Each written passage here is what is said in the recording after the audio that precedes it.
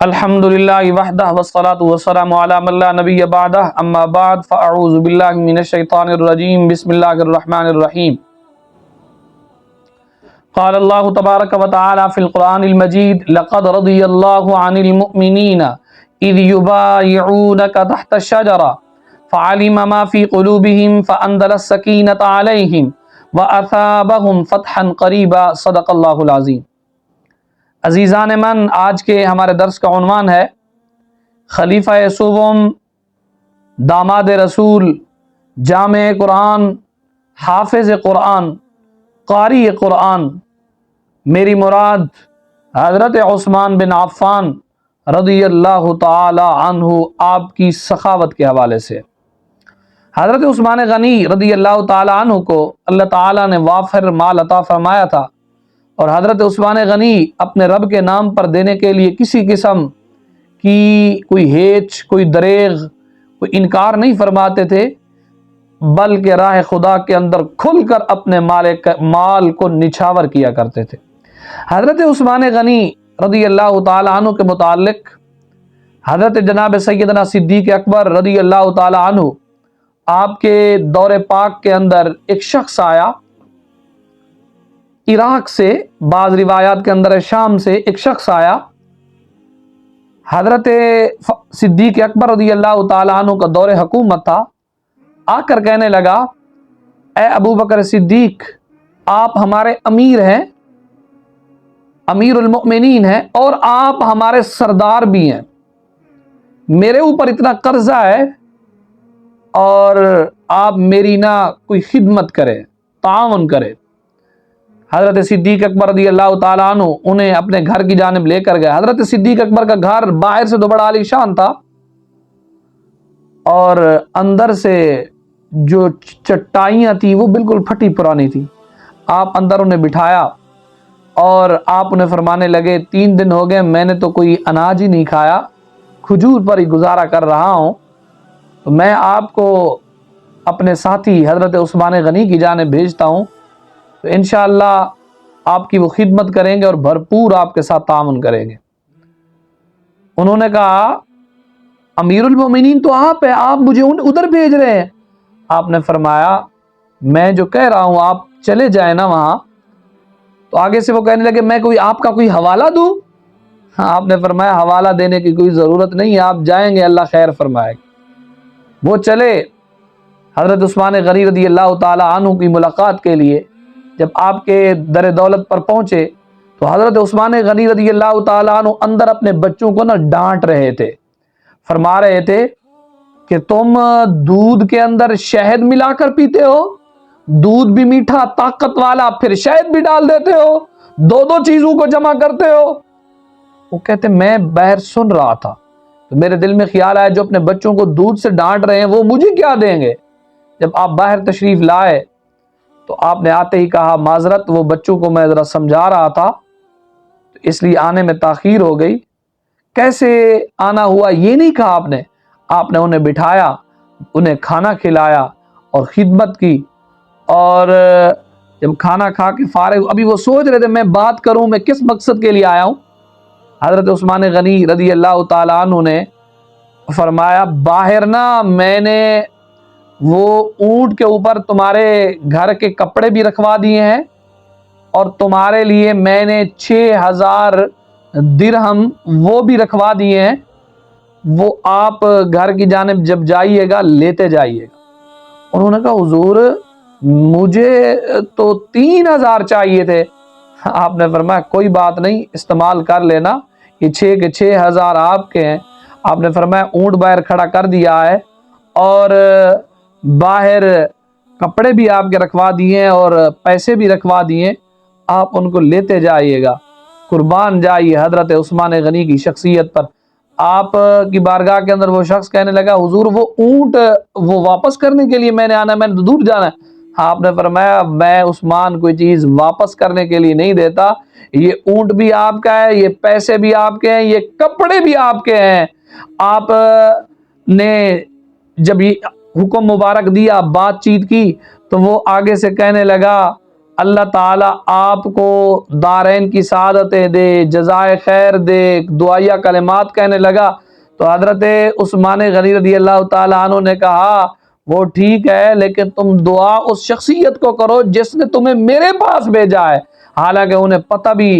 آپ نے اس بات کا ذکر بھی نہیں کیا تھا کہ مجھے صدیق اکبر نے بھیجا ہے، لیکن حضرت عثمان غنی رضی اللہ تعالیٰ عنہ جانتے تھے اور سمجھتے تھے، اور کیونکہ آپ جود و سخا کے علم بردار تھے، اور میرے نبی پاک صلی اللہ تعالیٰ علیہ وآلہ وسلم کی مجلس کے اندر بیٹھ کر، سرکار علیہ الصلوۃ والسلام کی بارگاہ کے اندر بیٹھ کر تعلیم حاصل کیا کرتے تھے۔ آپ اندازہ لگائیے، ایک شخص آئے اور وہ سنے اپنے کانوں سے بچوں کو ڈانٹا جا رہا ہے کہ تم دودھ کے اندر شہد ملا کر پیتے ہو، باہر آئے تو عالی شان کھانا بھی کھلائیں، عالی شان دعوت بھی کریں، اور ساتھ یہ بھی کہیں کہ مجھے آپ کے ساتھ ملنے کے اندر، ملاقات کرنے کے اندر کچھ تاخیر ہو گئی، معذرت، اور اب اگرچہ ذکر نہیں کیا جو پیسے لینے والا آیا، اس کے باوجود آپ نے ان کے قرضے سے بھی زیادہ پیسے دے دیے، ڈبل پیسے دے دیے، اور ساتھ کپڑے بھی دے دیے، اور ساتھ ساتھ اونٹ بھی دے دیا۔ فرمایا جاؤ، میں نے تمہیں یہ سب کچھ اللہ کی رضا کے لیے دیا ہے۔ تو یہ حضرت عثمان غنی کی سخاوت تھی۔ اسی طرح حضرت عبد الرحمن بن خباب کہتے ہیں شہدت النبی صلی اللہ علیہ وسلم وهو يحث على جيش الاسرہ، میں سرکار کی خدمت میں حاضر ہوا، سرکار علیہ الصلوۃ والسلام جیش اسرہ کے متعلق آپ لوگوں کو ترغیب دے رہے تھے۔ فقام عثمان بن عفان، حضرت عثمان غنی کھڑے ہوئے، عرض کیا رسول اللہ صلی اللہ تعالی علیہ وسلم علی منہ بعیر باحلاسیا واکتابیا فی سبیل اللہ، یا رسول اللہ صلی اللہ تعالی علیہ وسلم میں 100 اونٹ ما ساز و سامان کے اللہ کے راستے میں اپنے ذمے لیتا ہوں۔ ثم حض علی الجیش، سرکار نے پھر ترغیب دلائی۔ فقام عثمان بن عفان فقال یا رسول اللہ علی مئتا بعیر باحلاسیا واکتابیا فی سبیل اللہ، یا رسول اللہ صلی اللہ تعالی علیہ وسلم میں 200 اونٹ بما ساز و سامان کے راہ خدا کے لیے اپنے ذمے کے اندر مزید لیتا ہوں۔ سرکار علیہ الصلوۃ والسلام نے مزید ترغیب دلائی۔ فقام عثمان بن عفان فقال یا رسول اللہ صلی اللہ تعالی علیہ وسلم للہ علی 300 بعیر باحلاسیا واکتابیا فی سبیل اللہ، یا رسول اللہ صلی اللہ تعالی علیہ وسلم میں 300 اونٹ اور ساز و سامان کے رائے خدا کے لیے اپنے لیے ذمے لیتا ہوں۔ 100 پہلے، 200 پھر 300، 600 اونٹ ہو گئے۔ راوی کہتے ہیں میں نے دیکھا سید دو عالم صلی اللہ تعالی علیہ وسلم کو ینزل علی المنبر، میرے نبی منبر سے اتر رہے تھے، وہو یقول، اور فرما رہے تھے ما علی عثمان ما عمل بعد هذه، ما علی عثمان ما عمل بعد هذه، میرے نبی پاک صلی اللہ تعالی علیہ وسلم منبر سے اتر رہے تھے اور یہ جملے مبارک فرما رہے تھے، اور میرے نبی پاک صلی اللہ تعالی علیہ وسلم فرما رہے تھے اس عمل کے بعد عثمان جو کچھ بھی آئندہ کرے گا اس پر کوئی جواب طلبی نہیں ہوگی۔ 2 مرتبہ فرمایا اس عمل کے بعد عثمان جو کچھ بھی آئندہ کرے گا اس پر کوئی جواب طلبی نہیں ہوگی۔ کیوں؟ اس لیے آج حضرت عثمان غنی نے جنت کو کھینچ کر اپنے قریب کر لیا ہے۔ حضرت عثمان غنی نے جو اس سخاوت کا آج مارکا سر انجام دیا ہے، میرے نبی نے فرمایا عثمان نے جنت اپنے لیے واجب کر دی ہے۔ اسی طرح حضرت بشیر اسلمی کہتے ہیں مہاجرین مکہ جب مدینہ کی جانب تشریف لائے